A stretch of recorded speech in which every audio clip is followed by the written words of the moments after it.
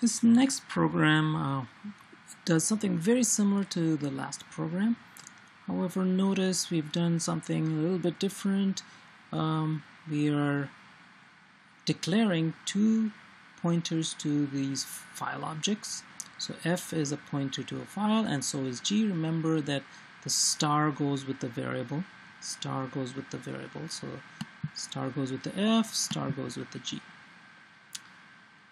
And so then we open up two files, one called test, just like before, in read mode, and we open another file called test.out.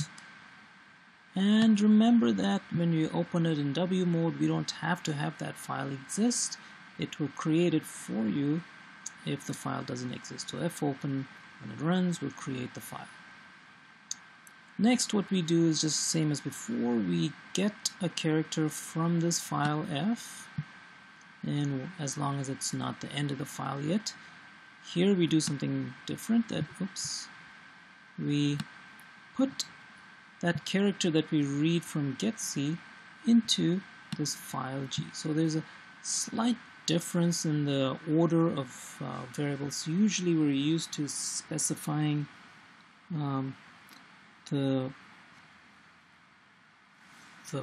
file first and then the character or whatever we're going to put to it. This time in putc it's a little bit different. Putc and fputc has the thing that you're putting out first and then the file or the stream. So you want to watch out for that. It's almost most other functions do it the other way around. So putc and fputc work a little bit differently. And so just like before, we're opening a file for reading, we're getting things a character at a time, and then we put it, in this case, to the file, and then when we're done with this loop, that is when we get the end of the file, we close both the files and we exit the program. So I'll leave that as an exercise for you to try. Make sure that you can get this to work. When everything works, you should be able to read the contents of a file. Or well, set up a file called test, run this program, compile it and run it, and it should create a test.out with exactly the same contents as test. Okay. Next up, let's take a more closer look at the printf function. So we saw before that the printf function has at least one argument, one and typically one or more. So the first argument is a format string. It can have all these, it's a string with all those percent characters like %f for float, %d for decimal, and so on. And then you have a whole bunch of expressions, 1 or 0 or more actually. So you don't have to have any expressions, or you can have any number of things like I plus 2 or I or j or pi or whatever. And it can be floating point numbers, but the format string formatting has to match the order of the variables in this part of the printf. So for example, you can set up a string. Remember, car star means pointer to car, but if you see a variable named, chances are, even if you don't look on the right hand side of this particular statement, you can guess that it's a string. And so we assign it string like this, and this is going to take up 1, 2, 3, 4, 5, 6, and assuming this is just one space, 7, 8, 9, 10, 11, 12, 13, 14, and then one extra for the null termination, so it'll be a 15 character string. So if you were to look inside, you would see a 15 character string set up for str. Okay, and then we set up we say there's a variable called num, which has the value 248. We printf this string, and it has a formatting character %d.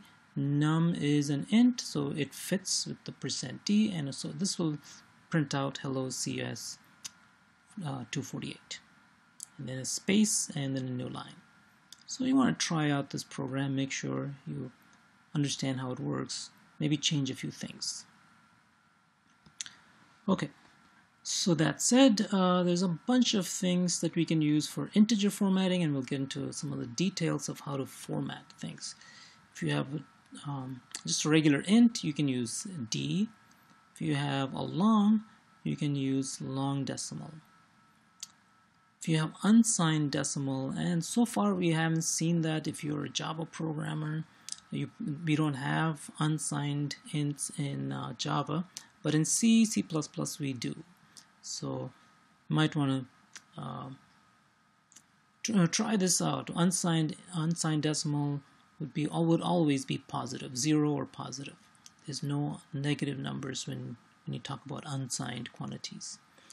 You can also print things out as octal, which comes in handy at certain times, or X for hexadecimal. So lowercase x is unsigned hexadecimal lowercase, so it'll print out lowercase a, b, c, d, e, or f. And uppercase x, that's kind of hard to see, but this is an uppercase x, will print out a number in hexadecimal. It's unsigned, and all the letters will be uppercase. The numbers, well, of course, there's no case.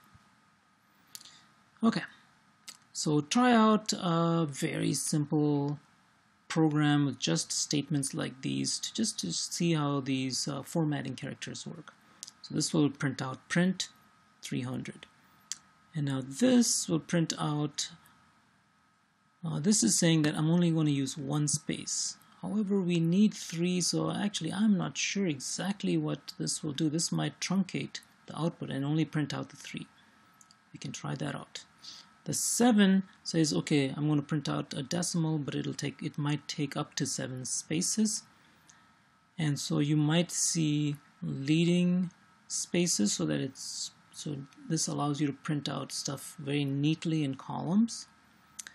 And the 07 says put some leading zeros in there. So maybe just try this out. I'll copy and paste this. If you're copying and pasting, you might want to watch out for some things.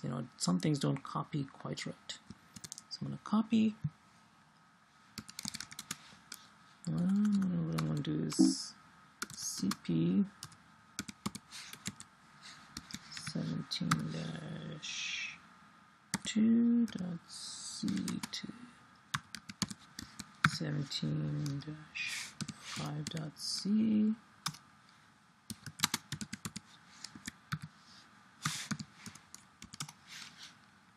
Okay, there's not much in here. I'm going to get rid of that. I'm going to paste. Oops, it did not work at all. So, okay, so copying and pasting is definitely not going to work. I'm going to try it. I'm just going to type it out. It's a good thing to know. So if you're trying to copy and paste from the slides and you have access to the slides, probably best not to do that. And let's try %1d \n and give it an impossible task of printing 300 in one space. Let's see what this will do. -O.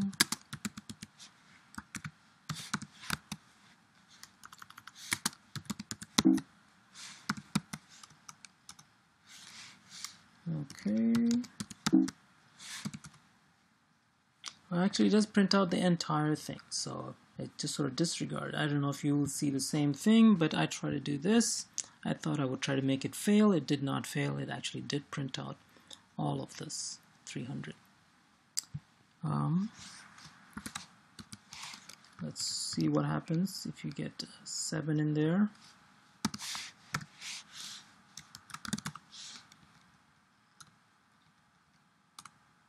Oh, it puts spaces. So this is good if you're printing a whole bunch of things and you want things to line up just right. So you give 7 spots for each integer. Everything will be sort of aligned to the right. So that's good for printing things out in columns. And if you want leading zeros, I can show you that.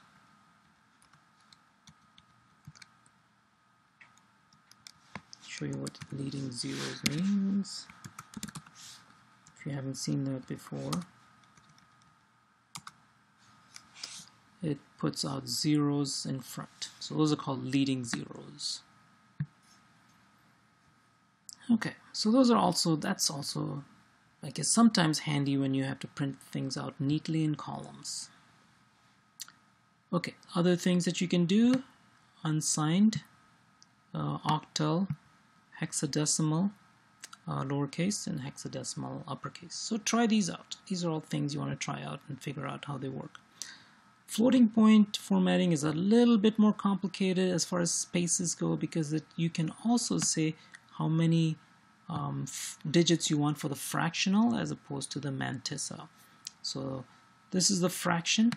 So everything after the decimal point is the fractional part, and that is, in this case, denoted, that's n would be the number of spaces you want for the fractional part, and then m in this case is the number of spaces you want for the integral part. Okay, so you can have m.nf, so you can have, typically you use %f, and so of course I've left out the percent here, so all of these should be %m.nf, and you cannot use variables, you have to use a number, so you have to say %7.3f, and then %9.1e. What's the difference? The e is for exponential notation, that is 10 to the power something, and so it prints out the e meaning exponential notation, and you have to give it one spot for minus or plus, and then however many digits. This you cannot control. The number of digits in the exponent part you cannot control, so you should give it usually 4 spaces for this exponential part, and then the 5th space for the e, and so this whole thing goes into the computation of what m should be. So m should have at least 5, 1 for the period, that's 6, and then whatever n is. So roughly about 6 plus n plus however many spaces you want here for the integral part. So it's kind of a complicated thing to figure out, but you can use it. You can use trial and error. You also have uppercase E, which prints an uppercase E. That's all that's different. If you're not sure exactly how big the number is, you can use the G form. It will use either E or F, whichever is shorter. So it'll do some decision making for you. And then you can use the uppercase G. So this is %G, %uppercase G, and so on. And you can also print it out in A, that is %A will give you a hexadecimal form in lowercase, %uppercase A will give you a hexadecimal form in uppercase. So you can try, I would say go ahead and try each one of these, or do them all in one string. Once again, remember that copying and pasting does not seem to work for me. That's why I'm hesitant to try this. It gives me a big, huge mess in VI. A couple of other things you can do: you can format strings, a character at a time, or an entire string, and you can use spacing too. You can say I want only X number, like 10 characters in the string, and so on.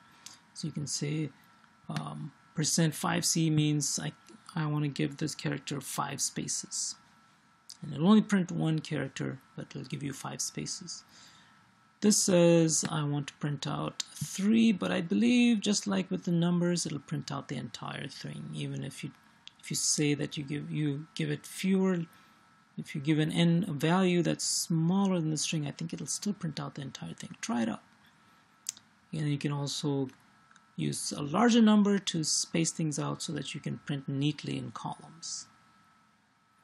Next up, we'll look at reading things from the standard in using scanf.